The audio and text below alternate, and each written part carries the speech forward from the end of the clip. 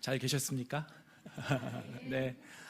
다시 이렇게 또 얼굴을 뵈니 너무 좋습니다. 제가 앞에 서서 주중에 우리 또 많은 성도님들은 뭐 새벽에도 뵙고 또 수요일에도 뵙고 금요일 저녁에도 뵙지만 또 오늘 이 주일에만 또 뵙는 성도님들이 계셔서 이렇게 한 분 한 분 얼굴을 뵈니까 죄송해요. 아들 같은 나이지만 정말 너무 좋습니다. 근데 우리 하나님도 너무 기뻐하실 것 같아요. 우리 성도님들 한 분 한 분 이곳 성전에서 예배하는 여러분들을 보는 하나님의 마음을 생각하면 정말 저도 너무 감사하고 행복함이 있습니다. 오늘 예배를 드릴 때에 그 하나님 아버지의 마음이 좀 느껴지셨으면 좋겠어요. 여러분의 심령 안에 하나님이 주시는 것은 나쁜 거 없거든요. 정말 기쁜 것 주시길 원하고 소망을 주시길 원하시는 것이 우리 아버지 하나님의 마음입니다. 오늘 예배 가운데 말씀을 들을 때 우리 마음 안에서 그 하나님 아버지의 마음이 넘쳐나시기를 축복합니다. 이날에 그들의 하나님 여호와께서 그들을 자기 백성의 양떼같이 구원하시리니 그들이 왕관의 보석같이 여호와의 땅에 빛나리로다. 여러분, 하나님께서 여러분들을 향하여서 하시는 크고 놀라운 일이 한 가지 있습니다. 그것은 바로 우리를 구원하시는 일입니다. 하나님께서는 저와 여러분들을 구원하신 줄 믿습니다. 양떼는 목자가 없으면 살 수 없는 존재입니다. 그런데 그렇게 양떼 같은 우리들에게 하나님께서 목자 되신 예수 그리스도를 보내주셔서 저와 여러분들을 구원하시고 새로운 삶을 허락해 주셨을 뿐만 아니라 구원받은 저와 여러분들을 향해서 이렇게 말씀하세요. 왕관의 보석 같다. 왕관의 보석 같다. 여러분, 왕관은 가장 귀하고 높은 자리에 있는 건데 거기에 있는 보석은 더 귀한 존재입니다. 하나님께서 구원받으신 우리 집사님, 우리 권사님, 우리 성도님, 우리 안수 집사님 한 분 한 분을 왕관의 보석이라고 하세요. 여러분들은 귀하신 하나님의 왕관의 보석인 줄 믿습니다.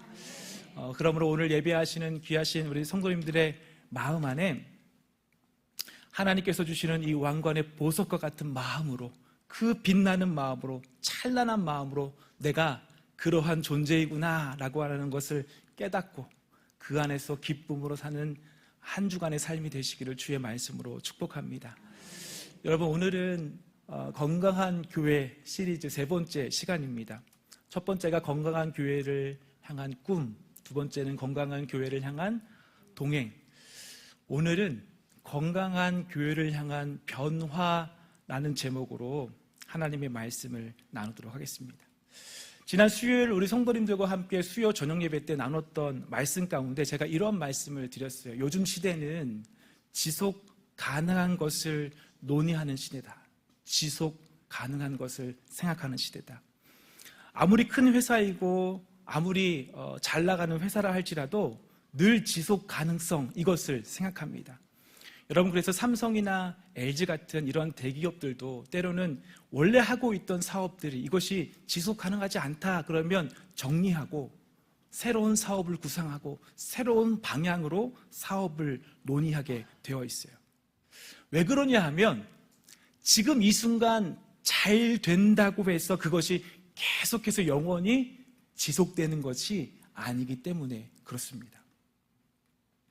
여러분, 이것은 회사만의 이야기가 아니라고 말씀드렸어요. 나라도 이것을 걱정합니다. 그래서 우리나라도 지속 가능한 발전 목표라고 해서 SDG라고 하는 게 있어요. 우리 대한민국이 어떻게 하면 계속해서 지속해서 발전할 수 있을까? 나라도 이거에 대해서 고민을 하고 있습니다. 왜 그런 목표를 세우냐면 오늘만 생각하면 내일이 없기 때문에 그래요. 오늘만 고민하면 내일을 맞이할 수 없기 때문에 그렇습니다. 수요일에 말씀드리면서 예로 들었던 것이 제주 칼 호텔이었어요. 제주 안에는 예전에 이 칼 호텔이 두 군데가 있었습니다. 제주시에 한 군데 있었고 서귀포에 한 군데 있었어요. 그런데 이 제주에는 이 칼 호텔이 현재는 서귀포에 한 군데밖에 없습니다. 왜냐하면 제주시에 있던 이 칼 호텔이 문을 닫았습니다. 이 호텔은 1974년도에 문을 열었어요. 무려 48년 동안 영업했던, 48년 동안 운영했던 우리 성도님들에게는 아주 익숙한 호텔일 것입니다. 그런데 2022년 48년의 영업을 마무리하고 이 제주시에 있는 칼호텔이 문을 닫습니다. 여러분, 이것이 우리에게 말해주는 것이 있습니다. 오래되었다고, 유명한 이름을 가지고 있다고 해서 그것이 계속해서 살아남는 것이 아니다라고 하는 것이에요. 시대가 바뀌고 환경이 바뀌고 사람들이 바뀌었는데 그 변화 앞에서 준비하지 못하면 아무리 유명한 것이라 하더라도 사라질 수 있다, 이것이에요. 지금 시대는 지금 잘 되고 있으니까 괜찮다, 이것으로 충분하지 않은 시대예요. 지금 괜찮아 보여도 앞으로의, 내일의, 미래의 시간들을 준비하지 않으면, 지속 가능한 구조를 만들지 않으면 누구에게나 어려움이 찾아올 수 있습니다. 제가 이런 말씀을 드리니까 이렇게 생각하시는 성도님도 계실 것 같아요. 목사님, 우리는 회사가 아니지 않습니까? 우리는 교회잖아요. 우리는 교회인데 왜 이런 말씀을 하세요? 혹시 이렇게 생각하시는 분들이 계실지도 모르겠어요. 맞습니다. 교회는 회사처럼 어떤 이익을 얻고 또 물건을 팔아서 이윤을 남기는 그러한 곳이 아닙니다. 세상의 어떤 그러한 경영의 논리로 이 교회가 움직이는 것이 아니에요. 그러나 여러분, 이 시대를 잘 보면 교회도 이 문제 앞에, 이 질문 앞에 예외가 되지가 않습니다. 이미 많은 교회들이 지속 가능성을 잃어버리고 문을 닫는 교회들이 많이 있습니다. 여러분, 이것은 어떤 작은 개척교회들의 이야기가 아니에요. 100년 이상 된 오래된 교회들도, 아무리 긴 역사가 있는 교회들도, 한때는 수많은 사람들이 모였던 교회들도 지금은 그 교회의 역할을 하지 못하고 문을 닫는 교회들이 곳곳에 있습니다. 제가 신문 기사 하나를 읽어드릴게요. 기독신문에 난 기사입니다. 네덜란드의 도시 아르넴에는 청소년들이 스케이트보드를 타며 시간을 보내는 한 건물이 있습니다. 그런데 그 건물은 원래 스케이트장이 아니었습니다. 한때 1000명의 신도들이 예배를 드리던 성 요셉 교회였습니다. 법적 소유자는 여전히 교회이지만 더 이상 이 교회는 건물을 예배 공간으로 유지하기 어려워졌고 결국 그 공간은 다른 용도로 사용되고 있습니다. 여러분, 유럽에 정말 많은 교회들, 수백 개, 수천 교회의 교회들이 이러한 상태에 이르렀다고 해요. 예배가 드려졌던 공간이 문을 닫고 심지어 술집이 되고 식당이 되고 공연장, 지금처럼 운동시설로 바뀌는 교회들이 많아지고 있습니다. 여러분, 이 기사가 언제 난지 아세요? 이 기사는 최근에 난 기사가 아니에요. 2015년, 무려 지금부터 10년 전에 이러한 일들이 일어나고 있습니다. 또 다른 사진 하나를 좀 보여드릴게요. 영국의 에든버런이라고 하는 길두라고 하는 아주 유명한 술집이에요. 길두. 도시의 명물로 지금 자리 잡고 있습니다. 근데 여기서는 원래 성 토마스 성교회 성공의 교회였습니다. 모습을 보면 여러분, 입구를 보면 교회 건물 그대로 있죠. 교회 안에서 보면 아치, 저 맨 앞에는 지금 우리 교회도 없는 파이프 오르간이 그대로 있는 곳이에요. 천정도 아주 높게 되어 있습니다. 그런데 지금은 우리처럼 이렇게 찬송이, 말씀이 울려 퍼지던 공간에 술 취한 사람들이 노래를 부르는 그러한 공간으로 바뀌어졌습니다. 이곳에 홈페이지를 만들었어요. 여기가 예전에는 교회였습니다. 우리는 그것을 아주 아름답게 꾸미며 만든 술집입니다. 이렇게 광고를 해요. 이런 건 미국도 마찬가지예요. 미국 교회들은 이미 많은 교회들이 좋으면 도서관으로 바뀌고 혹은 쇼핑센터로 바뀌고 많은 교회들이 상업시설로 바뀌고 있어요. 자, 여러분, 근데 이것은 저 멀리 해외에 있는 교회들만의 이야기가 아닙니다. 제가 다른 사진 하나를 더 보여드립니다. 여러분, 인천공항에 있는 섬이 영종도라고 하는 섬이 있어요. 이 영종도에 가면 100년이 넘은 교회 건물이 하나 있습니다.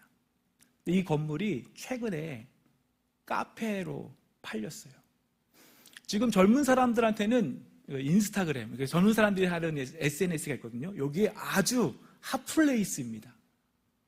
100년이 넘은 아주 오래된 교회였는데 지금 한국 땅에서 그 교회가 사라지고 젊은 사람들이 찾는 카페의 공간으로 바뀌었다라고 하는 것이에요.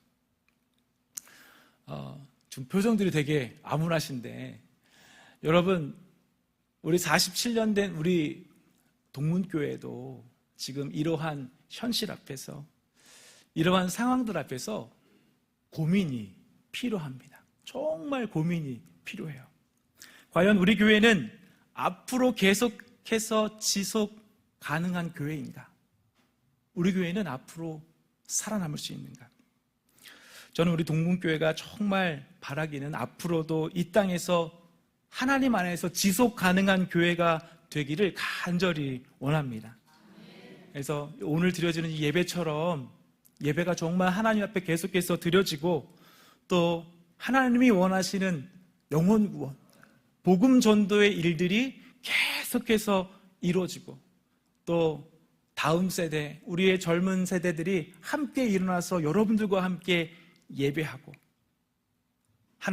주님 다시 오시는 그날까지 사명을 감당하는 그러한 교회로 세워지기를 간절히 소망합니다. 다 그렇게 생각하시죠? 자, 그렇다고 한다면 이제 우리가 고민해야 할 한 가지 문제가 있어요. 어떻게 하면 우리 교회는 지속 가능한 교회가 될 것인가? 어떻게 하면 지속 가능한 교회가 될 것인가? 이렇게 제주를 이렇게 쭉 보면, 제가 제주로 이렇게 내려오기 전에 인터넷으로 참 많이 제주는 어떤 곳인가, 어떠한 모습인가라고 하는 것을 많이 검색을 했거든요. 근데 여러분들은 이렇게 시골이라고 하시더라고요. 요 시내 외곽을 시골이라고 하세요. 그죠? 전 시골이라 그래가지고 저 멀리 뭐 이렇게 무트로 육지로 나가는 것을 시골이라고 하는데, 요 교회 밖으로 이렇게 시내 밖을 벗어나는 것을 시골 간다 이렇게 하시더라고요. 제주의 시골을 보면 오래된 건물들이 참 많이 있습니다. 그래서 육지에 오신 분들이 그 건물을 매입해가지고 그 건물을 리모델링해서 새로 살기도 하고, 뭐 에어비앤비로 운영을 하는 경우도 많이 봅니다. 그런데 이러한 오래된 건물들을 리모델링 할 때 그러한 사진들을 이렇게 보게 되면 한 가지 공통점이 있어요. 건물이 오래되었는데 이 건물이 오랫동안 있을 수 있는 이유는 그 건물들을 보니까 기둥들이 곳곳에 튼튼하게 세워져 있는 거예요. 그 리모델링 할 때는 그 건물들 가운데 그 기둥들을 그대로 남겨두고 건물을 새롭게 합니다. 건물 안에 기둥이 여러 개가 있으니까 오랜 세월 동안 비바람이 불고, 이 제주의 비가 4일 동안 내리는 것을 좀 처음 겪었는데 끊이지 않게 비가 내리는 곳이구나. 그 세찬 바람을 그 건물이 이겨낼 수 있는, 오랜 시간 동안 이겨낼 수 있는 이유는 다른 것이 아니라 건물 안에 곳곳에 기둥이 잘 세워져 있으니까 오랜 시간 동안 버티더라고요. 반면에 여러분들 행사장들에 세워지는 간이 천막이 있습니다. 천막은 정말 크게 세울 수 있거든요. 이 천막은 잘 보면 기둥이 몇 개 없어요. 많아야 4개입니다. 그런데 그 기둥 중에 하나만 부러져도, 하나만 이상이 생기면 그 천막은 바로 무너져요. 오래가지 못합니다. 사랑하는 성도 여러분, 우리 교회도 그렇습니다. 교회는 기둥이 많아야 합니다. 교회는 기둥이 많아야 무너지지 않습니다. 물론 여기서 말하는 교회는 이런 건물에 보이는 저런 기둥을 말하는 것이 아니에요. 제가 지금 말씀드리는 기둥은 바로 사람입니다. 그렇다고 한다면 우리 교회의 기둥은 과연 누구일까? 목사일까요? 네, 맞아요. 다 알고 계세요. 물론 목사도 중요한 역할을 해요. 말씀과 기도로 교회를 섬기고 성도를 세우라고 하는 사명이 있습니다. 그러나 교회의 기둥이 만약 목사 한 사람이라고 한다면 그 교회는 오래가지 못해요. 참 어려운 이야기를 하나 더 드리려고 합니다. 최근 한국교회에 있는 많은 신학교들이 지금 어려움을 겪고 있습니다. 그 중에 하나가 바로 입학생들의 감소예요. 제가 이 제주에 내려오기 전에 살던 곳이 서울의 사당이라고 하는 곳이거든요. 근데 이 사당에는 우리나라에서 두 번째로 큰 신학교가 하나 있어요. 합동 측 신학교인 총신대학교가 그곳에 있습니다. 근데 이 신학교의 2023년도 입학생의 숫자가 학부생, MDB생, 모든 목회, 석사 이런 사람들 다 합쳐서 총원이 342명이 들어와야 되는데 그 해의 지원자가 321명이었어요. 그러니까 경쟁률로 따지면 0.94대 1. 그러니까 모든 사람이 그냥 다 들어가도 정원보다 모자른 거예요. 정원 미달이 됐어요. 근데 이 학교는요, 2015년만 보더라도 경쟁률이 3대 1이 넘었던 학교입니다. 10년이 안 되는 사이에 입학생의 숫자가 3분의 1로 줄어들었어요. 여러분, 이것은 우리 교회가 속해 있는 성결교단, 성결대학교 신학도 똑같습니다. 또 우리 전도사님이 다니시고 계시는 신학교도 다 똑같아요. 이 세상에서 우리나라에 있는 많은 신학교들이 현재 입학생의 숫자가 거의 없어요. 줄어들고 있습니다. 더 큰 문제가 있어요. 더 큰 문제는 신학교를 졸업하면 목사가 되어야 하는데, 목사가 되기 위해서는 목사고시라고 하는 시험을 치릅니다. 저도 시험을 봐서 목사가 됐어요. 목사고시라고 하는 시험을 치르는데 이 학생의 숫자들도 최근 5년 동안 다 30% 이상씩 모든 교단이 줄어들었다고 해요. 제가 안수 받을 때만 해도 각 지방의별로 한 10명 정도의 목사 안수생들이 있었습니다. 그러니까 각 지방의별로 목사 안수식을 다 할 수 있었어요. 그런데 지금은 목사 안수를 받는 사람이 없는 지방애들이 수두룩하고, 있다 하더라도 그 숫자가 적으니까 다 같이 모여서 총회에서 한 번에 하는 그러한 시대가 되었다라고 하는 것이에요.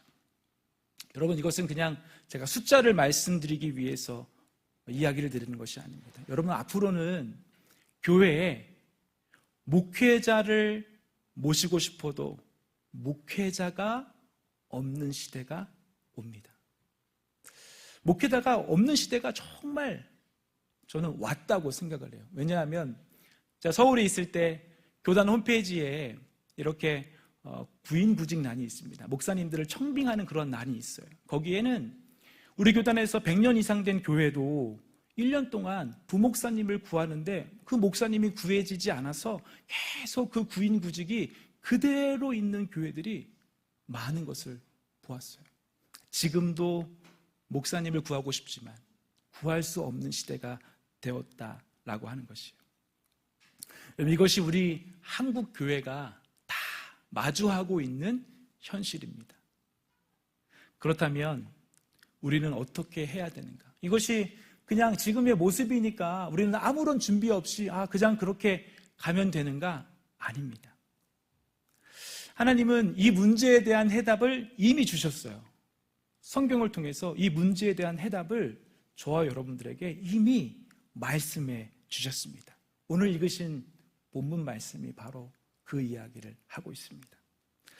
베드로서는 베드로 사도가 쓴 편지입니다. 이 편지를 쓸 때 당시의 모습은 사실 지금보다 훨씬 더 많이 교회가 어려운 시대였습니다. 교회가 편하게 인정받던 그런 시대가 아닙니다. 그리스도인이란 이유만으로 사회에서 불이익을 당하고 조롱을 당하고 멸시를 받고 고난을 겪던 시대였습니다. 그래서 베드로전서 1장 1절 이 베드로서를 시작하면서 이렇게 말해요. 흩어진 나그네. 당시의 사람들은 나그네처럼 그들의 삶이 참으로 어렵게 살아왔던 시대였습니다. 믿음을 가졌다는 이유로 사회에서 쫓겨나고 때로는 생명의 위협까지 당하던 그러한 시대였습니다. 어쩌면 지금보다 훨씬 더 교회가 어려운 시대가 여기에 있어요. 그런데 하나님은 그 시대 사람들에게 이렇게 말씀하셨습니다. 너희는 택하신 족속이다. 너희는 왕같은 제사장이다. 너희는 거룩한 나라다. 너희는 하나님의 소유가 된 백성이다. 여러분, 이 말씀에서 먼저 생각해야 될 것이 있습니다. 먼저 좀 우리가 고민해봐야 될 말이 있어요. 오늘 말씀을 시작하면서 이렇게 말씀합니다. 그러나 너희는. 여기서 너희는 목회자에게 말하는 게 아니에요.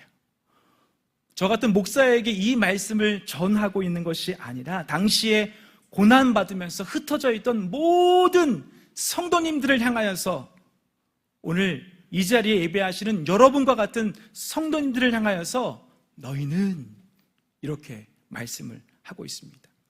하나님은 오늘 동문교회 모든 성도님을 향하여서 이렇게 말씀하시는 것이에요.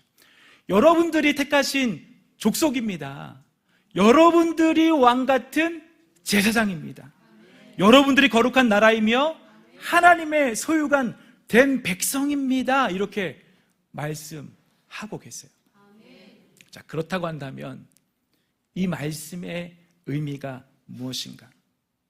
여러분, 첫 번째로 택하신 족속이란 우리는 특별한 하나님의 사랑을 받은 존재예요. 따라해보세요. 나는 특별한 하나님의 사랑을 받았다. 여러분, 여러분들에게 말씀하시는 첫 번째는 여러분들은 특별한 사랑을 받은 존재다라고 말씀하세요. 그러면 그 특별한 사랑이 무엇이냐? 오늘 말씀에 보면 여기서 족속이라는 말이 나옵니다. 족속이라는 말은 어떤 혈통이나 가문, 육체적으로 태어난, 제가 홍씨거든요, 홍가거든요. 홍가 가문, 이런 것들을 말하는 것이에요.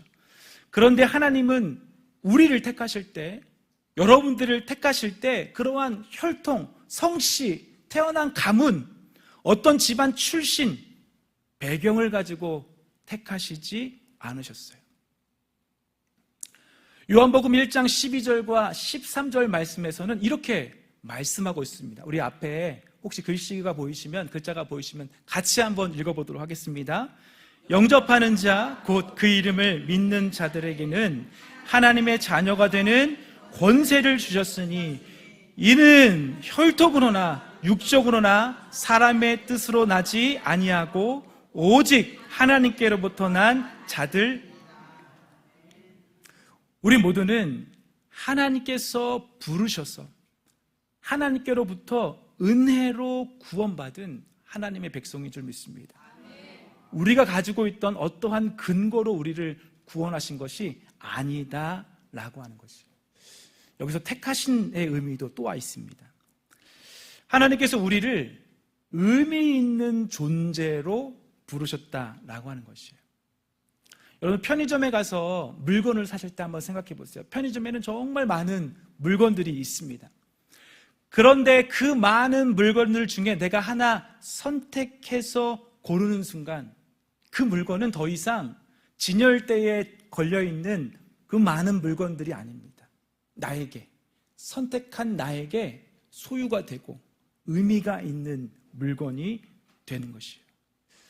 여러분, 하나님께서 우리를 택하셨다라고 하는 것은 이런 의미입니다. 하나님께서는 우리 모두를 의미 있는 존재로 부르셨다라고 하는 것이에요. 수많은 사람들 가운데 오늘 저와 여러분들 이 자리로 부르셨어요. 먼저는 구원하기 위해서 부르셨고, 또 그 구원을 통해서 하나님 백성, 하나님 나라 백성, 천국 백성 삼기 위해서 부르셨고, 또한 이 동문교회 안에서 하나의 기둥으로 함께 세워가라고 부르셨다라고 하는 것입니다. 그러면 여러분, 오늘 교회에 나오셨을 때 먼저 이러한 마음들을 우리 모두가 다 가지셨으면 좋겠어요. 나는 어쩌다 이 교회에 나온 사람이 아니에요. 누가 가자고 해서 그냥 그렇게 나온 사람이 아니라, 우연히 이 자리에 나온 사람이 아니라 하나님께서 택하신 사람, 하나님께서 부르신 사람, 하나님께서 특별한 목적을 가지고 하나님 나라와 교회를 위해서 의미 있게 이 자리에 여러분들을 세우신 분입니다. 두 번째는 왕 같은 제사장입니다. 구약시대의 제사장은 아무나 하는 일이 아니었어요. 특별하게 하나님께서 구별해서 세우신 사람들이 하는 일이었습니다. 그들은 성막에서 하나님을 섬기고 백성들을 대신해서 제사를 드렸습니다. 여러분, 이 제사장들이 성막에서 일만 하는 게 아니었어요. 그들이 가진 중요한 특권이 있었습니다.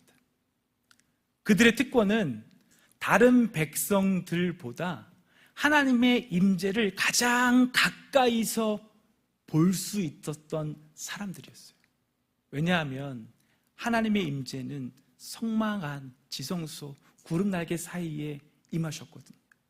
그러니까 그 성막 가까이에서 섬기던 이 제사장들은 그 어떤 누구보다도 하나님을 더 많이 느낄 수 있는 사람이었습니다. 더가 나아가서 제사장들을 왕같은 이렇게 부르거든요. 그 왕같은이라고 부르는 이유가 바로 가장 영광스러운 자리, 가장 귀한 자리에 서 있는 사람들이었기 때문에 그렇게 부르세요. 그런데 이 말씀 안에서 지목하는 사람이 있습니다. 오늘 이 말씀에서도 동일하게 선택한 사람들이 있어요. 너희는. 너희가 누구죠? 여러분들은. 바로 여러분들이 왕같은 제사장이라. 우리 동문교회 성도님들이 왕같은 제사장이다 라고 오늘 성경은 말씀하고 있다라는 것이에요. 이 말씀을 통해서 루터는 종교개혁을 이뤘습니다. 만인 제사장설, 여러분 이런 거 들어보셨죠? 이 일을 이루셨어요. 저는 이 말씀이 우리 성도님들의 편견이 좀 이렇게 깨지셨으면 좋겠어요. 우리 성도님들이 가지고 있는 이런 이렇게 좀 편견이 이렇게 좀 이렇게 깨졌으면 좋겠는데, 여러분 교회는 목사만 제사장이 아닙니다. 목사만 특별한 것이 아니에요. 목사만 하나님께 더 가까이 나가는 사람이 아닙니다. 오늘 이 말씀은 성도 여러분 한 분 한 분, 여러분들을 향한 하나님의 말씀이세요. 너희가 왕같은 제사장이다. 우리가 왕같은 제사장이다. 내가 왕같은 제사장이다. 그래서 여러분들이 그 누구보다도 하나님 가까이에서 섬기며 하나님의 임재를 누려야 할 존재다라고 하는 것이에요. 바라기는 우리 동문의 모든 성도님들이 왕같은 제사장으로 세워지시기를 축복합니다. 세 번째, 하나님은 우리를 향해서 이렇게 말씀하세요. 너희는 거룩한 나라다. 너희는 하나님의 소유가 된 백성이다. 이 거룩하다는 말은 특별한 목적을 가지고 구별되었다 이거예요. 거룩하다 그래가지고 단순히 도덕적으로 깨끗하고 법을 잘 지키는 사람 이런 것을 말하는 것이 아니라, 물론 하나님의 사람들은 깨끗하게 살아야 하지만, 정직하게 살아야 하지만, 성경에서 말씀하고 있는 거룩함은 하나님이 특별한 목적을 가지고 구별하셨을 때 그것을 거룩이다라고 하세요. 여러분들을 특별한 목적을 가지고 지금 구별하셨다 이렇게 말씀하십니다. 그러면서 하나님은 우리를 그의 소유가 된 백성이라고 말씀하십니다. 소유가 되었다는 것은 여러분 값을 지불했다는 것이에요. 충분한 값을 지불하고 저와 여러분들을 구별하셨다라고 하는 것이에요. 그러면 그 값은 무엇이냐? 바로 예수 그리스도의 피인 줄 믿습니다. 하나님은 예수 그리스도의 피로 우리를 사시고 여러분들을 사시고 또 여러분들을 특별하게 구별하셨다. 여러분 이것이 구원이에요. 그런데 하나님께서는 이렇게 구원하시는 데에는 분명한 목적이 있어요. 구원에서 끝나지 않습니다. 9절 말씀 마지막 같이 읽어보도록 하겠습니다. 시작.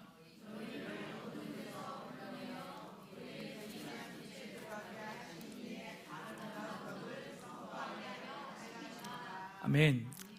하나님이 저와 여러분들을 어두운 데에서 불러내셨습니다. 그리고 그의 기이한 빛에 들어가게 하셨어요. 천국 백성 삼아주셨다라고 하는 것입니다. 왜냐하면 하나님의 아름다운 덕을 선포하게 하기 위해서.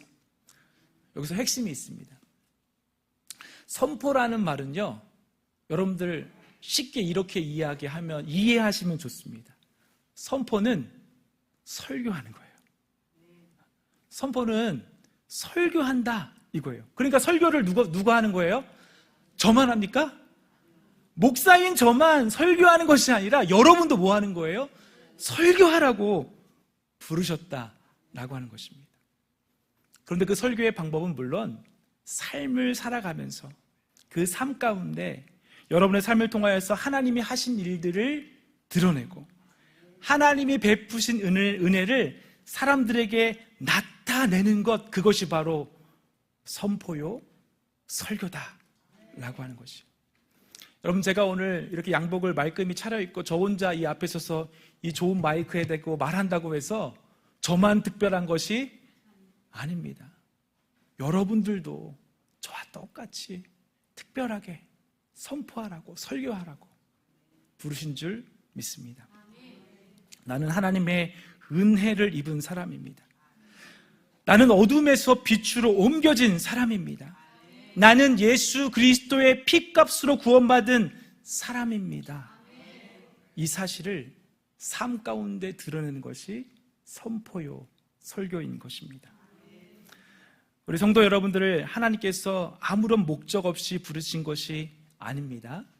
택하신 족속, 왕같은 제사장, 거룩한 나라, 하나님의 소유로 부르셨어요. 여러분 모두가 다 특별한 목적이 있으세요. 하나님께서 우리를 부르셔서 하나님 가까이서 하나님을 느끼게 하시고 하나님의 나라를, 하나님의 교회를 섬기게 하시고 하나님을 선포하게 하시는 일, 이 일을 우리 모두 하라고 부르셨다라고 하는 것입니다.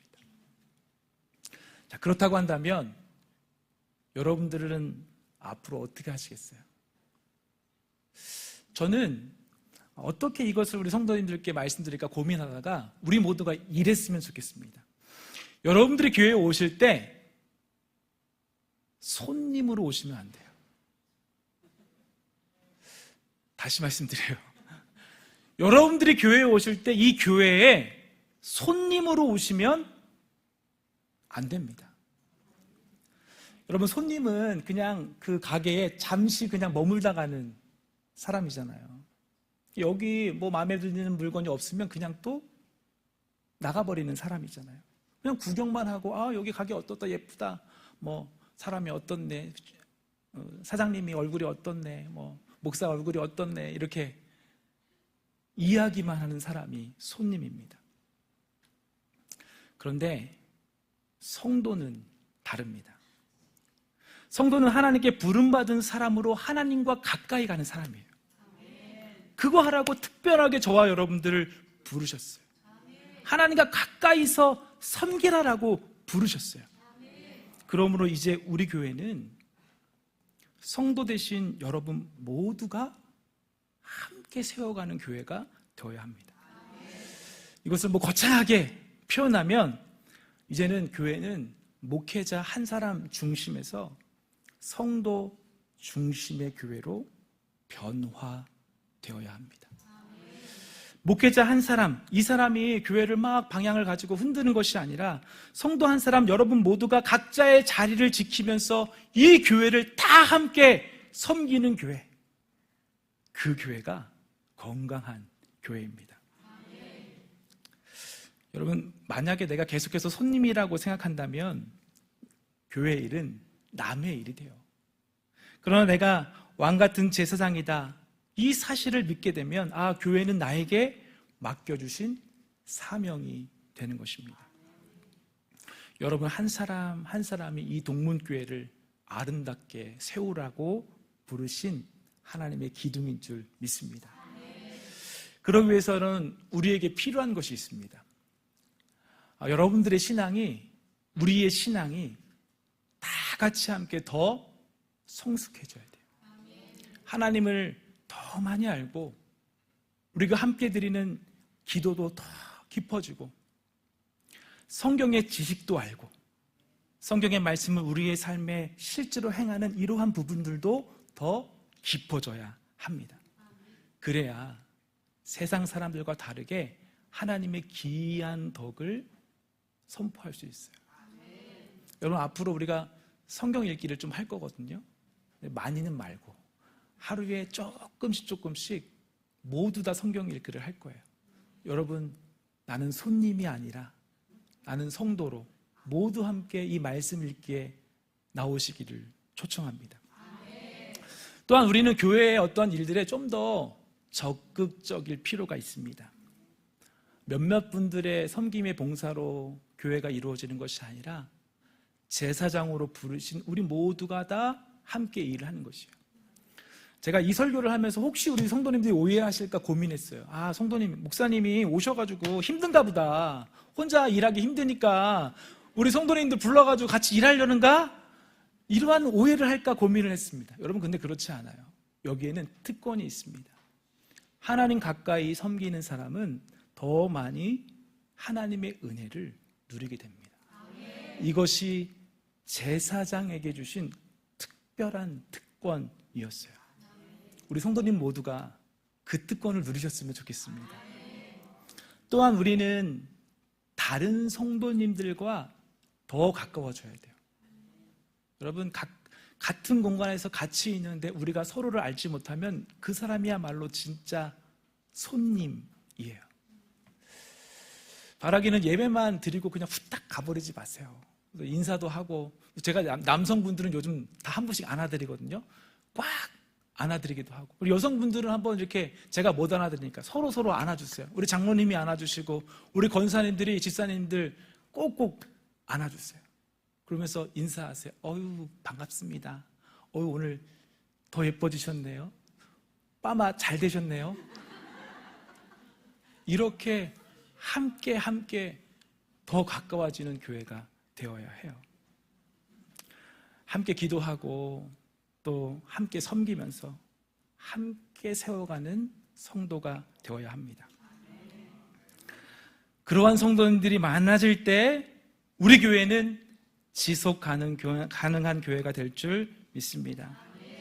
왕관의 보석 같은 동문의 모든 성도님들이 하나님께 부름받은 이 동문의 기둥으로서 함께 서서 우리가 계속해서 이 교회가 지속 가능한 교회가 되도록 함께 하나님 앞에 세워지시기를 주의 말씀으로 축원합니다.